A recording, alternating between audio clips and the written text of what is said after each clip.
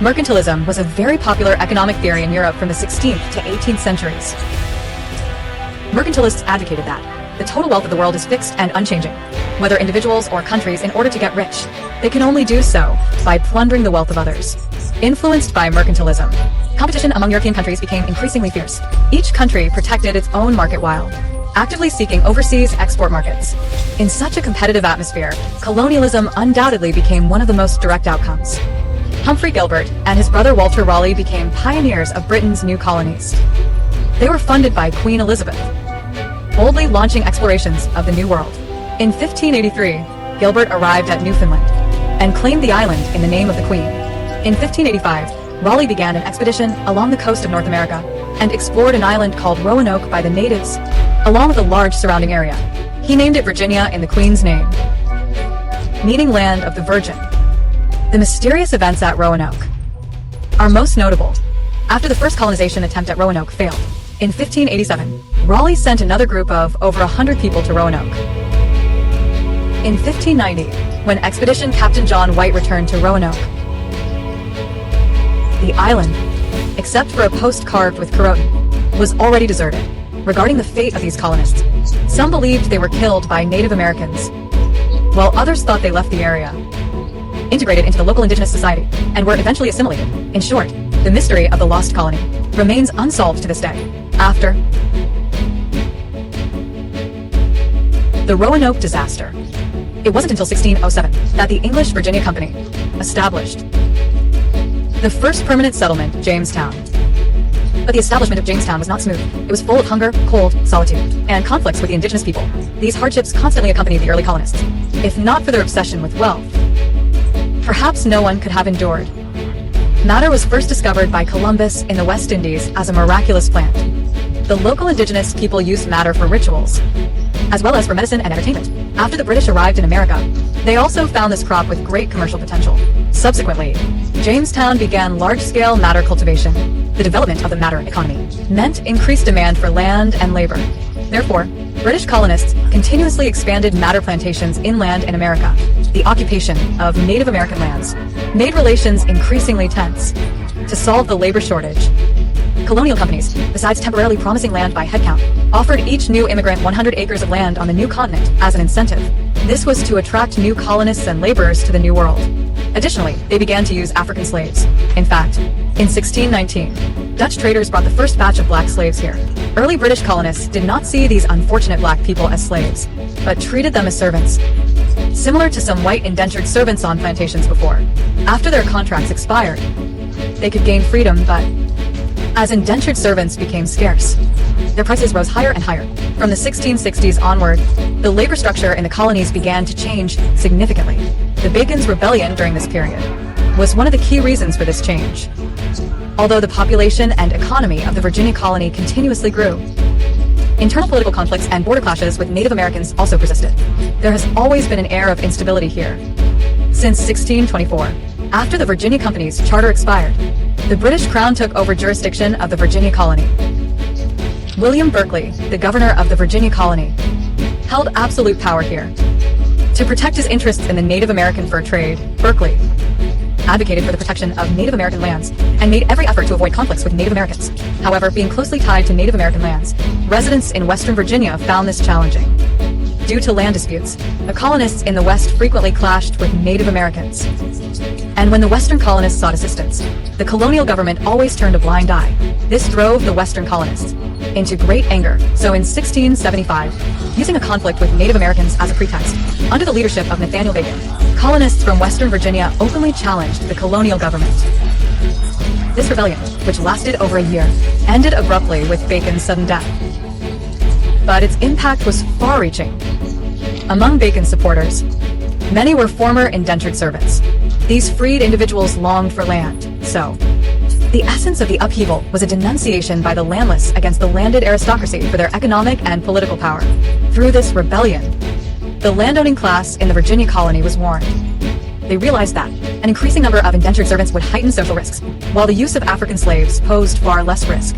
In short, driven by the upheaval and various factors, since the mid-17th century, slavery gradually replaced the indentured labor system and was greatly favored by the colonists.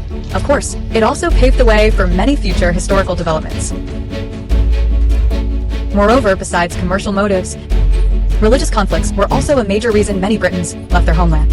It was a key reason for immigrating to the New World. The 16th century Reformation and the struggle against Catholicism gave rise to a new branch of Christianity, Protestantism. The term Protestant comes from Latin, meaning protest and declaration. To distinguish itself from the pedantic and hypocritical Catholic Church, Protestantism advocates justification by faith, believing that if one seeks salvation, faith alone in God is sufficient, without the need to, as in Catholicism, perform so-called good works. And in other aspects, such as ceremonies, Protestantism differs from the Catholic emphasis on elaborate and ornate practices, preferring simpler and more flexible ceremonies.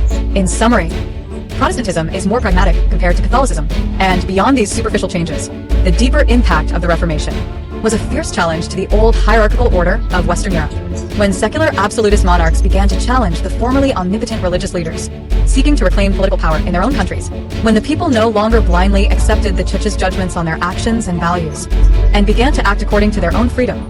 In this largely unrestrained society, unknowingly, the impact of the Reformation swept through like a landslide. Britain was one of the countries deeply affected by the Reformation, but its reformation was not due to a renunciation of religious beliefs, but stemmed from a political struggle between the king and the pope. At that time, King Henry VIII of England was hailed by Pope Leo X as a defender of the faith. However, it was precisely this devout believer who initiated one of the most famous Reformation movements in English history, using a marital scandal that led to Henry VIII's excommunication from the church, faced with a rare opportunity to resolve the conflict between ecclesiastical and military power. In 1534, England enacted a series of laws, declaring that the King of England would be the sole supreme head of the Church of England, thus achieved the separation of the Church of England from the Roman Church, completed the independence of the Church of England. But since the English Reformation was at first more nominal, separating from the Roman Catholic Church, its education and rituals did not change much. This caused some Puritan Protestants who sought a pure doctrine to be quite dissatisfied. They hoped to continue sanctification and had conflicting reform opinions. Subsequently, the religious Reformation in England escalated and directly influenced the outbreak of the English Civil War. Amid England's turmoil, some English sought a freer and more prosperous land of hope and began fleeing their homeland. In September 1620, a ship named the Mayflower carried over 30 separatist Puritans who escaped England and briefly stayed in the Netherlands, setting sail toward North America. According to the original plan, the Mayflower was supposed to arrive at Jamestown, but due to strong winds, they were blown off course to Plymouth, over 1,000 kilometers away. Although they did not reach their intended destination, the immigrants were unwilling to return to the dangerous sea journey. Thus, they settled in Plymouth. However, the harsh life here was clearly unbearable for many, especially for the poor who had already suffered in England and hoped to make a fresh start in America, chasing dreams of wealth. So, these people rebelled. They worried about despair itself and declared that even if they had to walk, they would move toward their original destination. This was a very dangerous sign, because in Plymouth, half of the population had already died during the cold winter due to illness and other causes. If more people left, all the survivors might soon perish as well. Under such circumstances, a group of pragmatic and far-sighted people stepped up. They resolved intense disputes, guided the survivors, and drafted a covenant by quoting some biblical terms, creating the Mayflower Compact. This compact established basic rules that all members must obey laws and regulations, most fitting to the overall interests of the colony, building a social framework for self-governance in Plymouth Colony. It also calmed the restless minds amid the crisis. From a long-term perspective, this agreement, hinting at many democratic beliefs, not only helped immigrants survive the life-or-death winter, but also laid an important spiritual foundation for the birth of a future strong democratic nation. These resilient immigrants from the old world were opening up a great new world. Immediately after, the Massachusetts Bay Colony was established following Plymouth Colony, also founded by Puritans. Only these Puritans belonged to the reformist faction, led by John Winthrop, who was born into a middle-class family in England. He was a Puritan lawyer. At that time, England was politically turbulent in the aftermath of the Reformation. King Charles's actions, such as arousing unrest, favoring the Queen's bishop and controversial clergy, and insisting on the divine right of kings, caused many Puritans to worry about England's future religious and political environment. Winthrop was among them. In 1629, after Charles I dissolved Parliament, starting personal autocratic rule in England, Winthrop, despairing at the situation, decided to leave England. In 1630, he converted nearly all his property in England into shares of the Massachusetts Bay Company, which had the charter to establish a colony in New England. Thereafter, Winthrop led a group of Puritans to set out for North America. The aim was to turn the new homeland into the stronghold of Puritanism. to prevent inefficient local organizations from hindering the colony's development. These religious immigrants had already decided before departure that the future colony's self-governing administration would be composed of a council and the shareholders of the Massachusetts Bay Company. It turned out that this decision was very wise. In the same year, the Massachusetts Bay Colony was successfully established. Winslow became the local governor. Some people, to commemorate their hometown in Lincolnshire, named the village center of the Boston colony Boston. Under orderly management, the Massachusetts Bay Colony subsequently attracted more religious refugees. In less than 12 years, the population of the Massachusetts Bay Colony expanded to roughly 60,000 people. Hundreds of ships shuttled through the busy New England ports. It was also within the Massachusetts Bay Colony that development occurred. In this emerging environment, the Puritans in England also fulfilled their mission. King Charles I was sent to the scaffold and paid the price for trampling on the ideals of English freedom. The Reformation gradually brought English religious immigrants to North America. The upheaval it caused in Europe further shaped the colonial landscape in North America. Certain factors spurred by the Reformation led to the outbreak of the 30 Years' War.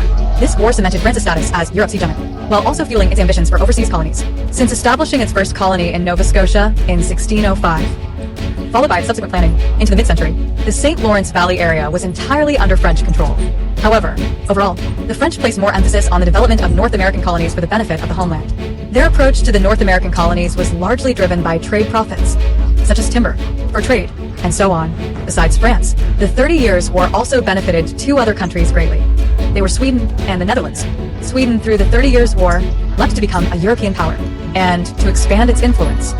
It also embarked on its own colonial ventures in North America.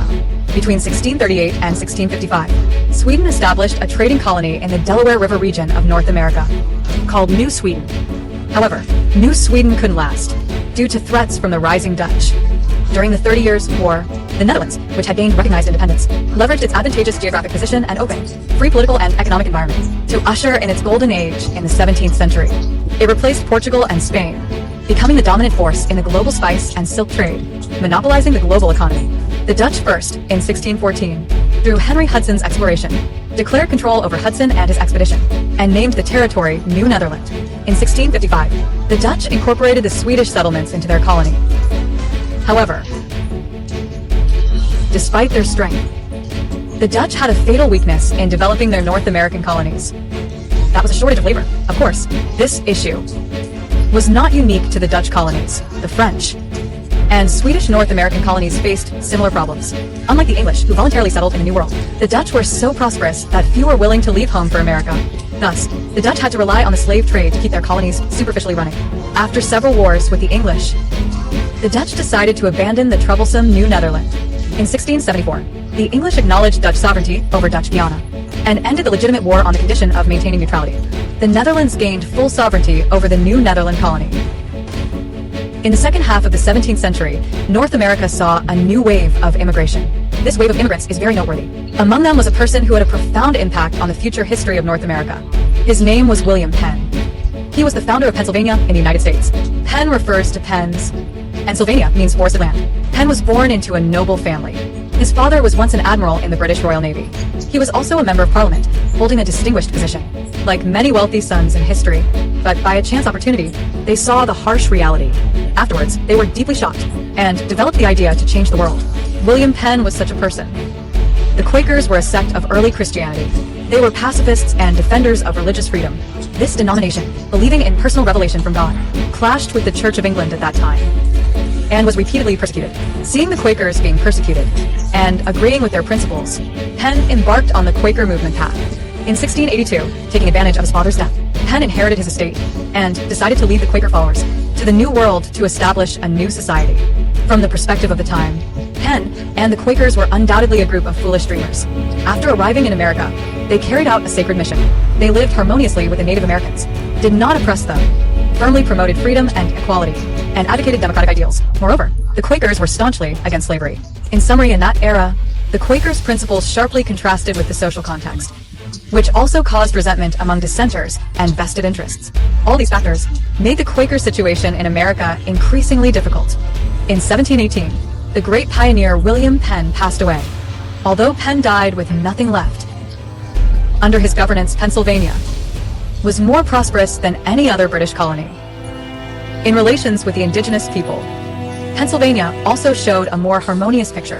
In conclusion, the establishment and development of this colony painted a new blueprint for the future of North America.